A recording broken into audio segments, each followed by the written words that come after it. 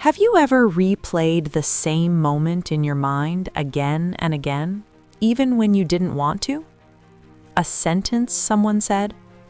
A mistake you made years ago? A decision you need to make? Your mind keeps spinning, and suddenly, a small thought becomes a heavy storm.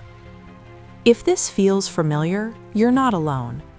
In today's story, there is one moment, just one quiet moment, that shows the real truth behind overthinking. It's not what you expect, and when we reach that moment, something inside you may soften too.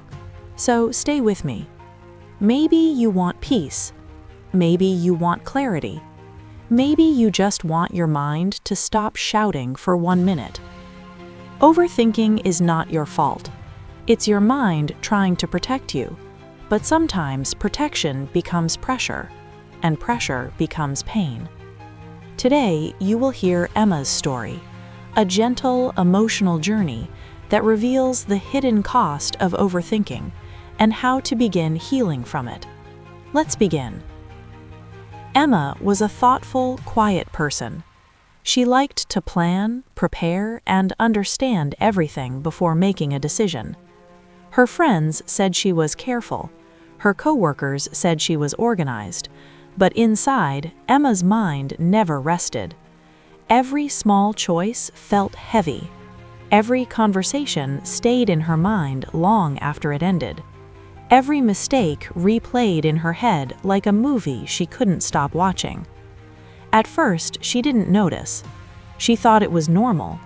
She believed everyone lived this way. One evening, after a long day at work, Emma sat on her couch. She wanted to relax, but her mind had other plans. Did I say something wrong in the meeting? Why did my manager look at me like that? Should I have chosen a different word? What if they think I'm not good enough? Her thoughts jumped quickly, like small sparks that turned into flames.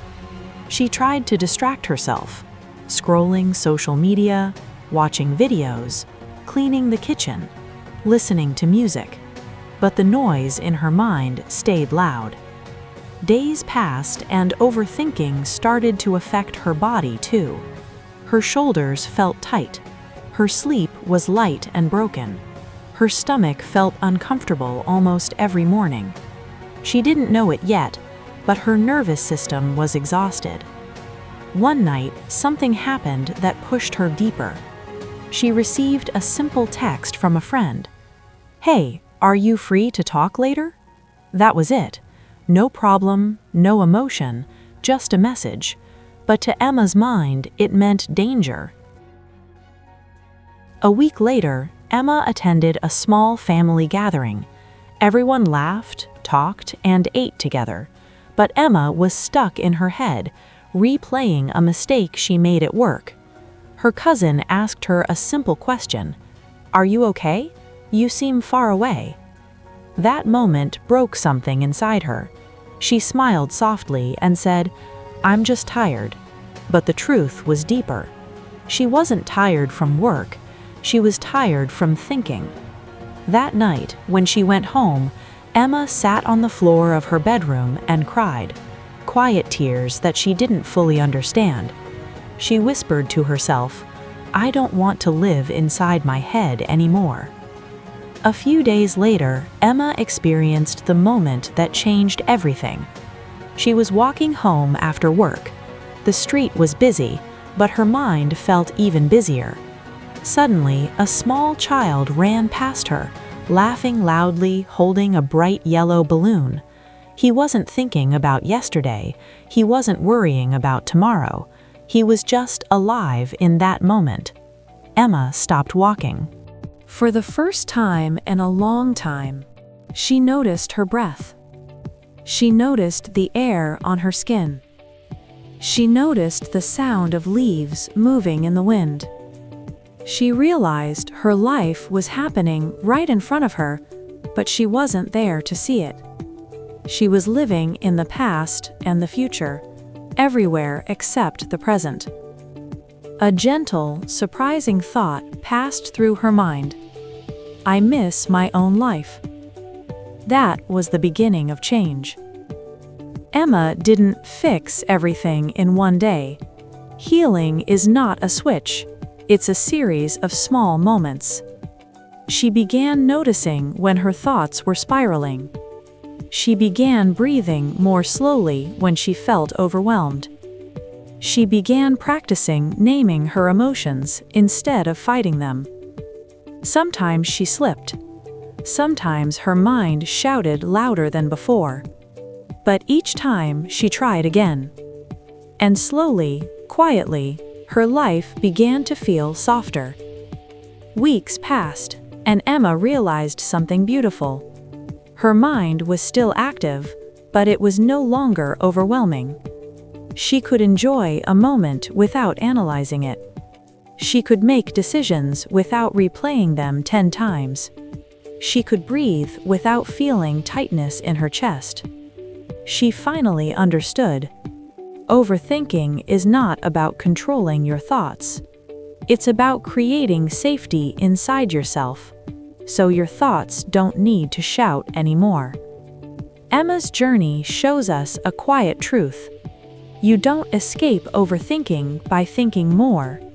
You escape by returning to your breath, your senses, your present moment. Now, let's explore the insights hidden in her story. First, overthinking is a fear response. Your mind overthinks because it believes something might hurt you, emotionally, socially, or personally. It tries to predict danger, avoid mistakes, prevent judgment, and protect your heart. Overthinking is not a sign of weakness. It is a sign of emotional fear. When you understand this, the pressure softens. You are not broken. You are simply scared and trying to stay safe. Second, your thoughts feel true, but they are not facts. Thoughts are powerful, but they are not always accurate. Overthinking mixes imagination, fear, insecurity, and past worry into a story that feels real, but is often not true. A thought is not a prediction. A thought is not reality. A thought is just a visitor, a cloud in the sky, passing through. When you stop believing every thought, your mind becomes lighter. Next, the present moment is your exit door. Overthinking cannot survive in the present. It lives in the past or the future. But when you breathe slowly, feel your feet on the ground, listen to the sounds around you, touch something warm or soft, your mind comes home. You return to yourself. You return to your life. This is where peace begins. Sit comfortably. Relax your shoulders. Place one hand on your chest and one hand on your stomach. Take a slow breath in. Hold. Exhale gently. Whisper softly, "I am here, I am safe." Now name 3 things you can see, 2 things you can hear, 1 thing you can touch. This simple ritual teaches your brain to return to the present. Use it anytime your thoughts begin to spiral. Overthinking is not your enemy. It is a part of you that is asking for safety, compassion, and understanding. You deserve peace. You deserve rest. You deserve a quiet mind. Thank you for listening to Evolving Mind. Join me again for the next episode, and until then, be gentle with yourself. Thanks for listening with EvoLing Mind. Don't forget to like, subscribe, and keep your English and your mindset evolving every day.